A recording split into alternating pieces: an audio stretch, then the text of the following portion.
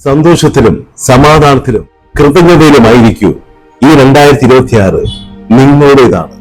ഏശയ്യാ 60:1 എഴുന്നേൽക്കൂ, പ്രകാശിക്കൂ, കർത്താവിന്റെ വെളിച്ചം നിങ്ങളുടെ മേൽ വന്നിരിക്കുന്നു. കഴിഞ്ഞ വർഷം നമ്മുടെ ജീവിതത്തെ വേദനിപ്പിച്ച് കടന്നുപോയവരെ പുതിയ വർഷത്തിലേക്ക് കൊണ്ടുപോകേണ്ട ആ ഓർമ്മകളെ നമുക്ക് മാച്ചു കളയാം. അറിഞ്ഞോ അറിയാതെയോ വേദനിപ്പിച്ച് കടന്നുപോയവർക്ക് വേണ്ടി നമുക്ക് പ്രാർത്ഥിക്കാം. കർത്താവ് ഈശോയെ, 2025 ഞങ്ങളെ വേദനിപ്പിച്ച് കടന്നുപോയവരെ അവിടുന്ന് അനുഗ്രഹിക്കണമേ, അവർക്ക് മാനസാന്തരം നൽകണമേ. ഹല്ലേലൂയ. നമുക്ക് വേദനകൾ സമ്മാനിച്ച നമ്മുടെ സഹോദരങ്ങൾക്കായി പ്രാർത്ഥിക്കുവാൻ നമുക്ക് കഴിയണം. ഇങ്ങനെ കഴിഞ്ഞാൽ മാത്രമേ നമുക്ക് ഈ 2025 നമ്മുടെ ജീവിതത്തിലുള്ള മുറിവുകളെ ഉണക്കുവാൻ സാധിക്കുകയുള്ളൂ. ഏശയ്യാ പ്രവാചകന്റെ പ്രവചനം 43-ാം അധ്യായം 18-19 വാക്യങ്ങളിൽ മുൻകാര്യങ്ങളെ മറക്കുക.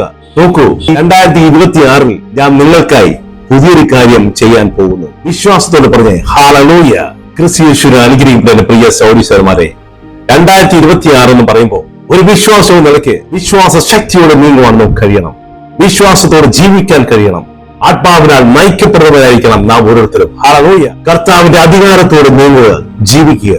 അവൻ നമുക്ക് മുമ്പേ പോയി നമുക്ക് വേണ്ട കാര്യങ്ങൾ ചെയ്യുക തന്നെ ചെയ്യും. ഹല്ലേലൂയ.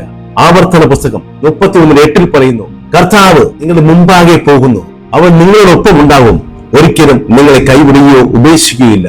2026 കർത്താവ് നമ്മുടെ കാര്യങ്ങൾ ചെയ്യാനായി നാം സഞ്ചരിക്കുന്ന വഴികളിൽ നമുക്ക് മുമ്പായി സഞ്ചരിക്കുന്നു. അവൻ നമ്മുടെ തടസ്സങ്ങളെ നമ്മുടെ ചവിട്ടുപടികളാക്കി മാറ്റി നമ്മുടെ ഉദ്ദേശ ലക്ഷ്യത്തിലെത്തുവാൻ സഹായിക്കും. ഹല്ലേലൂയ. തിന്മയോടുള്ള നമ്മുടെ യുദ്ധം സാക്ഷ്യമായി മാറുന്നു. നമ്മുടെ ബലഹീനത കർത്താവിന്റെ സംരക്ഷണത്താൽ ശക്തിയായി തീരുന്നു. ഏശയ്യാ 1:9 പറയുന്നു, ശക്തരും ധൈര്യശാലികളുമായിരിക്കുക, നിങ്ങൾ പോകുന്നിടത്തെല്ലാം നിങ്ങളുടെ ദൈവമായ കർത്താവ് നിങ്ങളോടൊപ്പമുണ്ട്. ഹല്ലേലൂയ. 2026 നാം ഓരോരുത്തർക്കും ഉദയത്തിന്റെ വർഷമാണ്, വിജയത്തിന്റെ വർഷമാണ്, വിശ്വാസത്തിന്റെ വർഷമാണ്, പ്രത്യാശയുടെ വർഷമാണ്, വലിയ സാക്ഷ്യത്തിന്റെ തന്നെ വർഷമാണ്.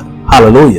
വചനം നമ്മുടെ അധരങ്ങളിലും നമ്മുടെ ഹൃദയങ്ങളിലും എഴുതപ്പെടുന്ന വർഷമാണ്. 2026 നമ്മുടെ ജീവിതത്തിൽ വലിയൊരു അനുഗ്രഹത്തിന്റെ വർഷമായി തീരുവാനായി ഹൃദയം തുറന്ന് കർത്താവിനോട് പ്രാർത്ഥിക്കാം.